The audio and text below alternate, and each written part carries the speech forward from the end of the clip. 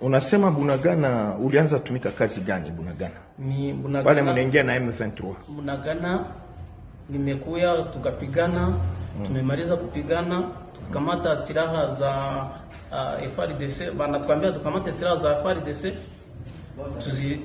tuzipeleke Rwanda. Nimemaliza kupigana na ile siku ya 15 mwezi ya 7 tena wakaniambia nirudie Runyoni kufundisha batoto wanafunzi wa M23 wametoka Rwanda na Uganda kuwafundisha silaha mpya ya Rwanda wanaita 81-1. Rudilia, ni silaha gani? Ni silaha ya kupiga masasi na makompra. Banaita nini? 81-1. Wewe ndio ulianza kuforme watu pale Runyoni? Ndio. Asante. Na Bunagana pia? Ndio. Asante. Début des opérations de grande envergure dans le territoire de Rutshuru dans la province de Nord Kivu. L'armée congolaise amplifie des opérations afin de mettre l'ennemi hors état de nuire. Nous prenons en duplex Monsieur Yannick Warangazi. Bonjour. Bonjour Raphaël, bonjour à tous les auditeurs de Afro 243. Monsieur Yannick Warangazi, vous êtes notre correspondant, vous êtes au Nord Kivu, précisément à Goma. Plusieurs sources nous signalent le début des opérations de grande envergure au Nord Kivu, dans le Rutshuru précisément. L'objectif de l'armée, c'est de reconquérir Bunagana. En fait, c'est depuis dimanche dernier que les avions de chasse sont arrivés ici dans la province de Nord Kivu. Ils ont été visibles dans les airs ici à la ville de Goma. Et d'ailleurs, l'un de ces avions, hier lundi, a effectué plusieurs vols de reconnaissance sur la frontière entre la République démocratique du Congo et le Rwanda. C'est aujourd'hui, maintenant, mardi 8 novembre 2022, que nous venons de l'apprendre. Ces avions viennent de commencer avec le travail. Donc, pour dire, ils sont venus ici dans la province du Nord Kivu pour restaurer l'autorité de l'État dans la province, plus particulièrement dans le territoire de Rutshuru, et territoire toujours sous l'emprise des rebelles du M23 et leur allié le Rwanda. C'est maintenant, ce matin que ces avions viennent de lasser les hostilités sur les collines de Shangu et Musongati. Je le dis, c'est dans les territoires de Rutshuru. D'après plusieurs sources dans la zone, plusieurs positions de l'ennemi sont en train d'être attaquées par ces avions de la République démocratique du Congo, et l'ennemi serait déjà à des bandades. Voilà au moins la nouvelle, mais pour le moment, aucun bilan n'est disponible. Donc nous attendons la communication officielle de l'armée congolaise qui pourra revenir sur le bilan. Ils ont commencé les bombardements sur le colline de Shangu et Musongati. Vous le savez, c'est tous les deux collines considérées comme base des rebelles du M23. Ce sont les collines qui, depuis l'installation de l'ennemi ici à la province Nord Kivu, ces collines sont toujours occupées par César-la-Loi. Donc, si l'armée parvenait peut-être à reprendre ces deux collines, et ça sera déjà le début de mettre fait à l'ennemi qui est en train toujours d'inquiéter la population de la province du Nord Kivu, plus particulièrement celle du territoire de Rutshuru. Vous le savez, c'est depuis Belle Lurette que la cité de Bunagana, située dans le même territoire, est toujours occupée par l'ennemi. Donc là, les populations civiles sont en tout cas sont très inquiétées par l'ennemi. C'est la même chose pour la cité de Kiwanja et Rutshuru Centre, toujours les deux cités situées dans le même territoire qui sont aussi occupées par l'ennemi. Donc là, c'est l'ennemi qui impose la loi. Et les forces armées de la RDC réagissent afin de sauver ces populations civiles victimes des exactions de l'ennemi. Des cités, est-ce ces cités ne sont pas visées par ces bombardements?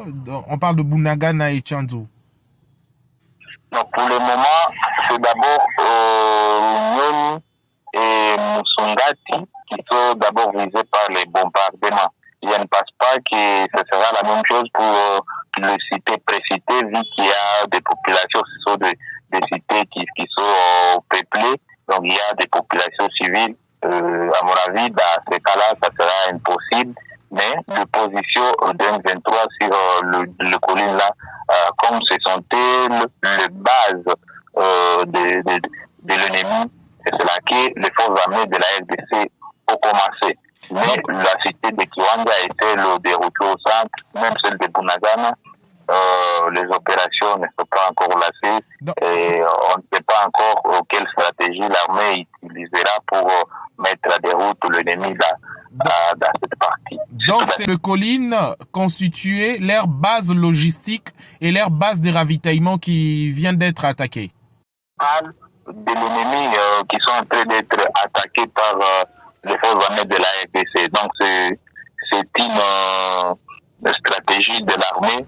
Peut-être d'abord le base principale, ce sera déjà quelque chose de positif et qui pourra amener au retrait, même immédiat et construction des rebelles du M23 et les alliés, les Rwandais.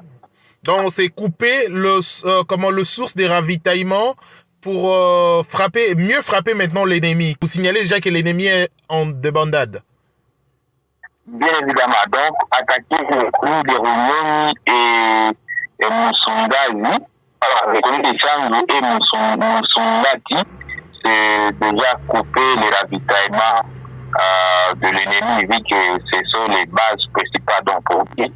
Après avoir attaqué ces deux collines, il y aura une possibilité que l'ennemi lui-même se retire des cités de Bunagana, Kiwanja et Rutshuru. Donc l'armée congolaise amplifie et poursuit les opérations sur terrain. Et parce que la population était révoltée, nous avions vu également plus de 2000 jeunes déterminés à verser de leur sang. Le chef de l'État a dit que l'heure est grave. Donc c'est le moment pour le peuple congolais de se mobiliser pour sauver le pays, la République démocratique du Congo qui est à danger. Juste le lendemain du message lancé par le chef de l'État, plusieurs jeunes ici à Goma et dans d'autres parties de la province ont répondu à cet appel. Ils ont massivement adhéré aux forces armées de la République démocratique du Congo et se disent prêts à battre les rebelles au DM23 et le Rwanda. Donc c'est déjà un très beau départ pour la République démocratique du Congo qui ne veut pas toujours demeurer sous l'emprise de Paul Kagame. Donc la République démocratique du Congo, surtout les forces armées de la RDC, sont toujours très très déterminées et voilà pourquoi elles sont en train de lancer les offensives pour voir comment sauver la population de cette situation. Il y a les jeunes civils, les jeunes qui adhèrent, comme je l'ai dit, certains ont été présentés à la presse de Goma, c'était hier, ici à la 4e région. Donc pour dire, il y a des jeunes qui ont répondu à l'appel du chef de l'État, Félix Tshisekedi, lui qui a appelé les jeunes à l'organisation de vigilance, à l'adhésion massive au sein des forces armées de la République démocratique du Congo. Donc ces jeunes sont en train de répondre à cet appel du chef de l'État. Comment toutes les couches de la population ont accueilli les discours du président de la République? Après le discours du chef de l'État, comme lui-même l'avait dit, les jeunes s'organisent et donc ça montre déjà qu'ils sont prêts et ça montre déjà qu'ils ont aimé le discours du chef de l'État. Parce que la preuve est là, quand ils lui répondent directement à l'appel, juste le lendemain, il y avait plus de 2000 jeunes qui ont rejoint les forces armées de la RDC.